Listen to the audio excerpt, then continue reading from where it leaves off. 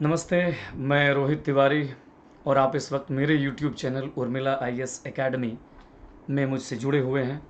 इसके पहले जो कल यानी पिछला वीडियो जो मेरा पहला वीडियो था इस चैनल का, उसमें जिस तरह से आप लोगों का रिस्पांस रहा, मैं तहे दिल से आप सबका बहुत बहुत धन्यवाद आप सबको देना चाहूँगा। बहुत बहुत शुक्रिया।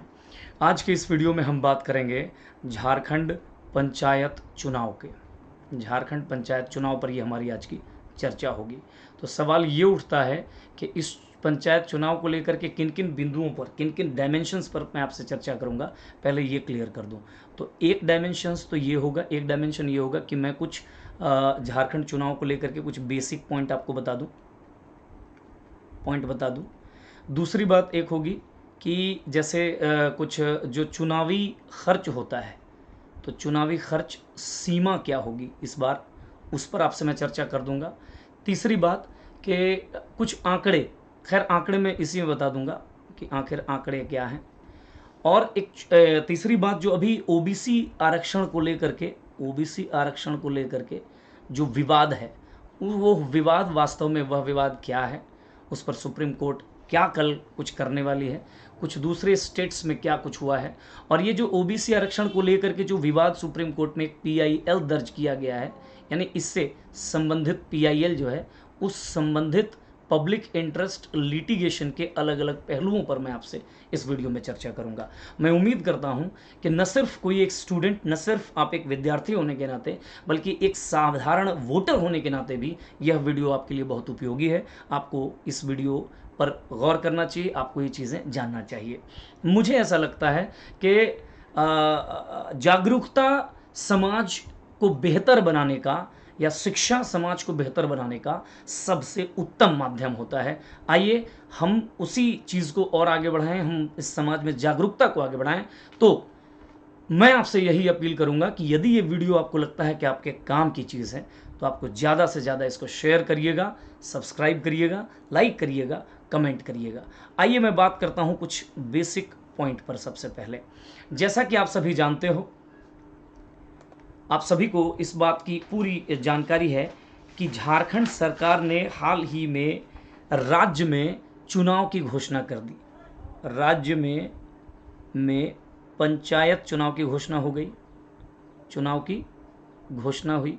और ये घोषणा कौन करता है भाई? ये घोषणा करती है state election commission. State election commission वो बॉडी है जो पंचायत चुनाव के लिए और नगर निगम या नगर पालिका या नगर पंचायतों के चुनाव के लिए रिस्पॉन्सिबल होती है। बस स्टेट इलेक्शन कमीशन का बाकी और कोई काम नहीं होता। यहाँ एक पॉइंट और बता दूं कि जो इलेक्शन कमीशन आप देखते हो विधायक और सांसद के चुनाव में फंक्शन करते हुए, उस इलेक्शन कमीशन से ये स्टेट इलेक्शन कमीशन एक स्वतंत्र संस्था है। ये दो डिफरेंट संस्था है। स्टेट इलेक्शन कमीशन में जो झारखंड में जो आपके चुनाव आयुक्त हैं, राज्य चुनाव आयुक्त, जिनका नाम है डॉक्टर DK तिवारी, राइट? क्या नाम है उनका? Doctor DK Tiwari, right? और डॉक्टर DK तिवारी जी ने घोषणा कर दी कि राज्य में 4 चरण में यह चुनाव होगा। 4 चरण में। कौन कौन से 4 चरण? तो 14 मई, 19 मई, इसके अलावे 24 एंड 27 मई, ये 4 चरण में यह चुनाव होने जा रहे हैं, राइट? इतना आप समझ रहे हैं कि क्या होने जा रहा है? इतना होने जा रहा है। साथ ही साथ सरकार ने एक और घोषणा कर दिया, और वही वो घोषणा थी जिसके वजह से इस चुनाव में एक विवाद भी हो गया। और वो विवाद ये है कि इस बार ये जो पंचायत चुनाव होंगे वो बिना या बगैर ओबीसी आरक्षण के होंगे, बगैर ओबीसी रिजर्वेशन के होंगे। इसका मतलब ये हुआ कि जो भी ओबीसी सीट्स थे या हैं, वो अब जनरल सीट के तरह ट्रीट करके इस पंचायत इलेक्शन को कंडक्ट कराया जाएगा। और इसी बात को लेकर के विपक्ष के कुछ लोगों को ये नामंजूर गुजरा उनको। और इसीलिए जो एक हमारे सांसद हैं, गिरिडीह से सांसद हैं, आजसू पार्टी से, जिनका नाम चंद्र प्रकाश चौधरी है, उन्होंने ओबीसी को आरक्षण नहीं दिए जाने के कारण सुप्रीम कोर्ट में एक पीआईएल दर्ज किया। पीआईएल को एडमिट भी कर लिया गया सुप्रीम कोर्ट के द्वारा। इस पर हम आगे आपसे बात करेंगे। फिलहाल कुछ और इम्पोर्टेंट जो बेसिक पॉइंट्स हैं उनको पहले आप जान लीजिए। झारखंड में अब तक 2 बार पंचायत, ग्राम पंचायत यानी रूरल जो आपका पंचायत है, उनका चुनाव हो चुका है। कब कब? तो 2010 और 2015 में। अब ये अभी आप दिखाई दे रहा होगा कि ये 2022 में, जबकि होना चाहिए था इसको 2021 में तकरीबन। तो यहाँ पे क्या हो गया कि कोविड-19 के वजह से लगातार हम तकरीबन 1.5 साल लेट हो गए, और 1.5 साल लेट होने की वजह से लगातार विपक्ष इस बात को हंगामा विधानसभा में भी करता रहा, और विपक्ष की जिम्मेदारी भी है, और विपक्ष को इस बात के लिए श्रेय भी दिया जाना चाहिए कि वो लगातार पंचायत चुनाव जल्दी हो, इसके लिए सरकार पर दबाव डालती रही। और इसी मद्देनज़र, इन्हीं बातों के मद्देनज़र राज्य में पंचायत चुनाव की घोषणा कर दी गई। तो अब मैं ज़रा सा आपको कुछ और बातें ये बता दूं कि इस बार कुछ आंकड़े आप समझ लीजिए, क्योंकि ये आंकड़े आपको बहुत काम आएंगे। कुछ सामान्य या जनरल फैक्ट्स, कुछ सामान्य आंकड़े इससे रिलेटेड आप पहले जान लीजिए कि क्या है आंकड़े। आपको मैं बता दूं कि जो ग्राम पंचायत है, एक तो आप जानते हैं त्रिस्तरीय पंचायत है ग्राम पंचायत, मध्यवर्ती स्तर के पंचायत को आप पंचायत समिति कहते हो, और सबसे ऊपर के स्तर में होता है जिला स्तर पर जिला परिषद। और आपको ये भी पता है कि इन तीनों ही को लेवल को वार्ड यानी जिसको प्रादेशिक निर्वाचन क्षेत्र भी कहते हैं, और जो भी तीनों ही लेवल का जो अध्यक्ष होगा, यानी ग्राम पंचायत अध्यक्ष जिसको आप मुखिया कहते हो, पंचायत समिति का अध्यक्ष जिसको आप प्रमुख कहते हो, जिला परिषद अध्यक्ष जिसको आप क्या कहते हो, जिला परिषद अध्यक्ष कहते हो। आपको ये भी पता है कि ये वो जो 2 पद है, यानी प्रमुख साहब और यहाँ पे जो अध्यक्ष होते हैं, इन दोनों का चुनाव हमारे यहाँ क्या होता है, तो अप्रत्यक्ष तरीके से होता है। अप्रत्यक्ष मतलब ये इनके जो वार्ड मेंबर्स चुन करके जो आएंगे, ये इनको इलेक्ट करेंगे, ये इनको क्या करेंगे, इलेक्ट करेंगे, राइट। इसी को आप अप्रत्यक्ष रूप से चुने हुए माने जाते हैं। अब इसमें थोड़े से आपको जान लेना चाहिए कि क्या है। तो आंकड़े क्या है, ग्राम पंचायत का वार्ड हमारे पास टोटल कितना होगा, 53,479 इतने वार्ड होंगे, और 4,345 मुखिया होंगे। इसका मतलब हमारे पास आज के वक्त में 4,345 ग्राम पंचायत हैं। वेरी इंपॉर्टेंट क्वेश्चंस कभी कभी पूछ दिया जाता है, आंकड़े याद रखिएगा। और ये जो आंकड़े मैं आपको दे रहा हूँ वो स्टेट इलेक्शन कमीशन की जो ऑफिशियल वेबसाइट है वहाँ से ये आंकड़े आपको दिए जा रहे हैं। पंचायत समिति का वार्ड मेंबर टोटल कितना होगा, तो 5,341, और जिला परिषद में वार्ड मेंबर 536 के आसपास होगा। ये याद रखिएगा, ये कुछ आंकड़े आपको याद होने चाहिए। अब जरा सा चलते हैं कि कुछ खर्च सीमा में भी कुछ परिवर्तन लाया गया है, और कुछ गाइडलाइन तय कर दिया गया है कि अलग अलग लेवल के लिए अलग अलग खर्च सीमा होगी। जैसे अगर आप सबसे पहले ग्राम पंचायत की बात करो, तो ग्राम पंचायत में जो वार्ड है और जो अध्यक्ष है यानी मुखिया है, वार्ड सदस्य के लिए जो खर्च सीमा तय किया गया है 14,000 रुपीज़, जबकि मुखिया जी जो अपना चुनाव लड़ेंगे वो तकरीबन कितना, तो 85,000 तय कर दिया गया है, राइट, ठीक है। वहीं पंचायत समिति जो है, पंचायत समिति जो वार्ड सदस्य होंगे उनका खर्च कितना हो सकता है, चुनावी खर्च 71,000 रुपीज़, याद रखिएगा। और जो जिला परिषद सदस्य होंगे, जिला परिषद सदस्य उनका कितना होगा, तो उनका है तकरीबन 2,14,000 रुपये। ये रहा है खर्च सीमा अलग अलग तीनों लेवल की, इसको भी थोड़ा सा आपको जानना चाहिए था। अब सवाल ये उठता है, जैसा कि मैंने आपसे कहा शुरुआत में ही, कि मैं इसको लेकर के एक जो विवाद है उस विवाद पर भी आपके साथ नज़र डालूंगा। तो पंचायत चुनाव का जो मौजूदा विवाद है, वो विवाद क्या है, तो विवाद यही है कि ओबीसी आरक्षण के बिना चुनाव संपन्न कराने की घोषणा किया जाना, के बिना चुनाव, ये मूल वो पॉइंट है जिसके वजह से विवाद हो रखा है। और इसको लेकर के याद रखिएगा, जो विपक्ष है उसने विधानसभा से लेकर के विधान सभा से लेकर के न्यायपालिका तक अपनी लड़ाई वो लड़ रही है, राइट।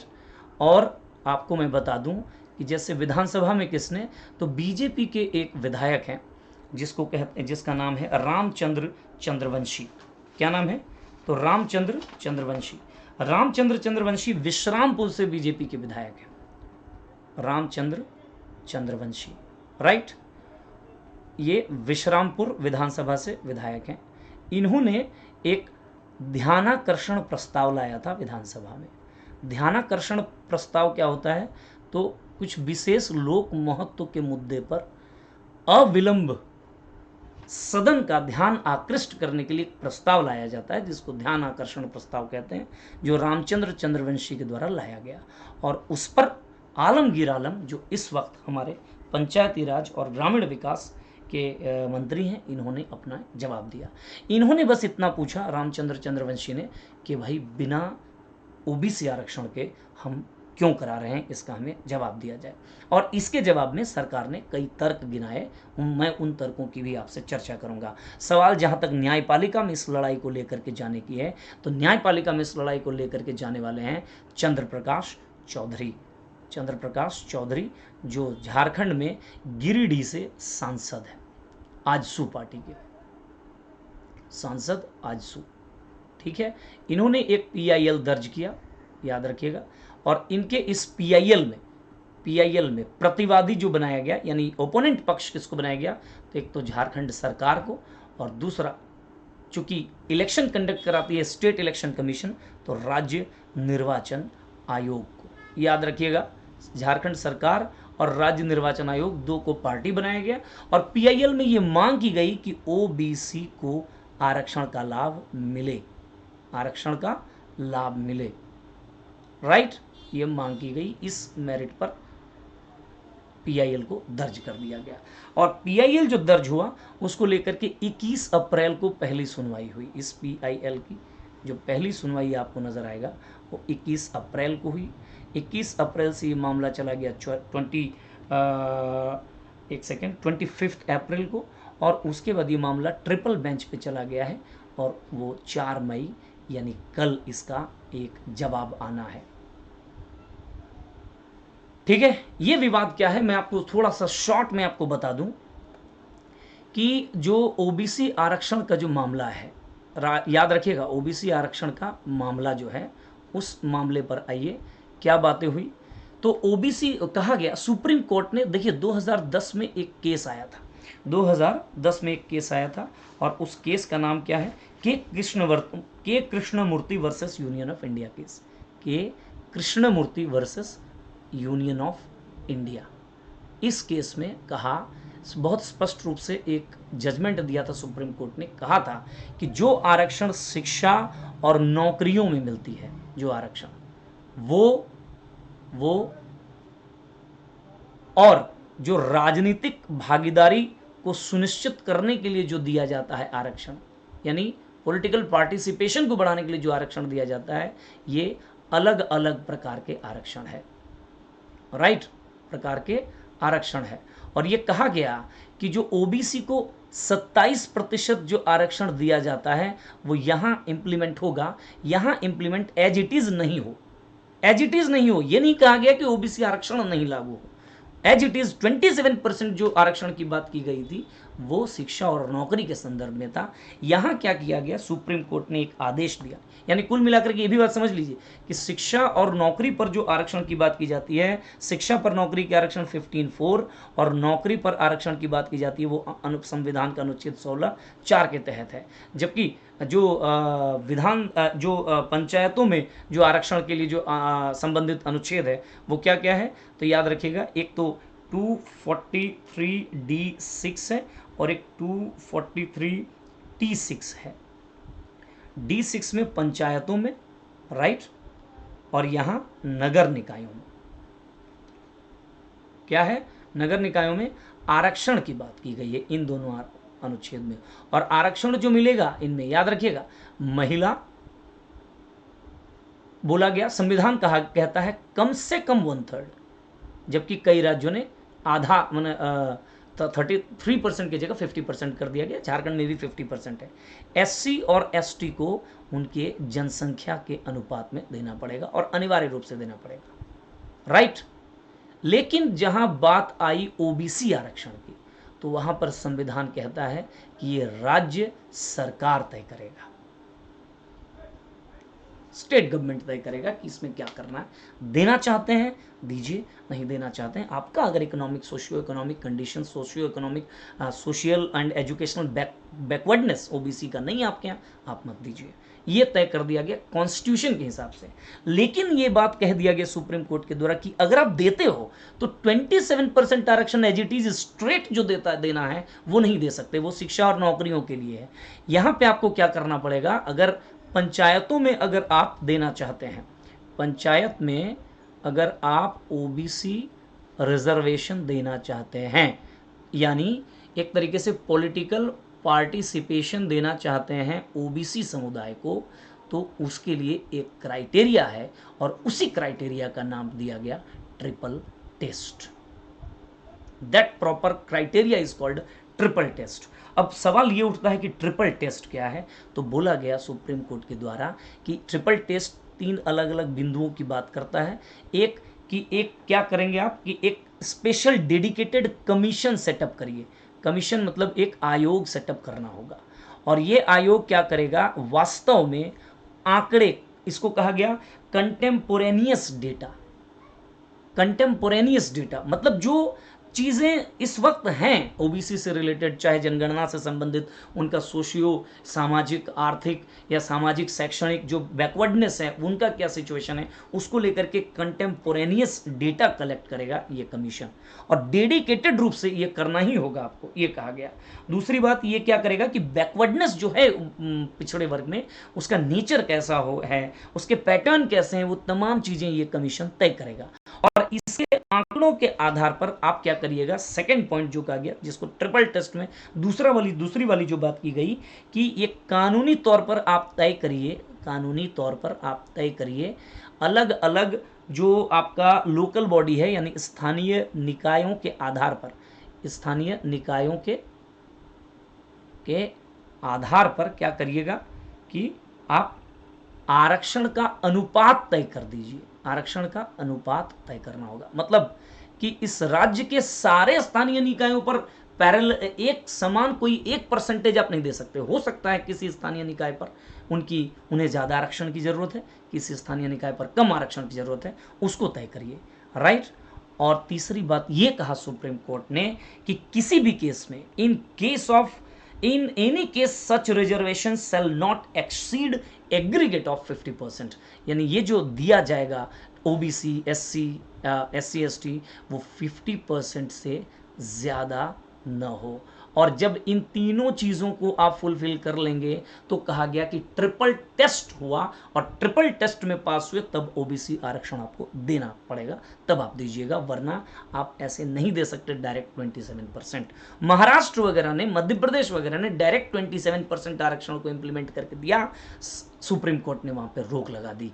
कुछ ऐसे भी राज्य हैं जैसे उड़ीसा, पश्चिम बंगाल, ऐसे कुछ राज्य हैं जिसमें बिना ओबीसी आरक्षण के चुनाव हुए, सुप्रीम कोर्ट ने रोक नहीं लगाया। और झारखंड सरकार यही हवाला दे रही है कि चूंकि वहां पर बिना ओबीसी आरक्षण के चुनाव कराए गए, सुप्रीम कोर्ट ने रोक नहीं लगाया, हम भी ऐसा करा सकते हैं। और ऐसा कुछ हद तक सही है, क्यों, मतलब सही गलत की बात नहीं मैं कह रहा, संविधान ये कहता है कि आरक्षण देना है या नहीं देना है ये तो सरकार तय करेगी, स्टेट गवर्नमेंट तय करेगी, किंतु आरक्षण अगर देने के लिए आपने तय कर लिया तो मैकेनिज्म ट्रिपल टेस्ट होगा, ये सुप्रीम कोर्ट का कहना है।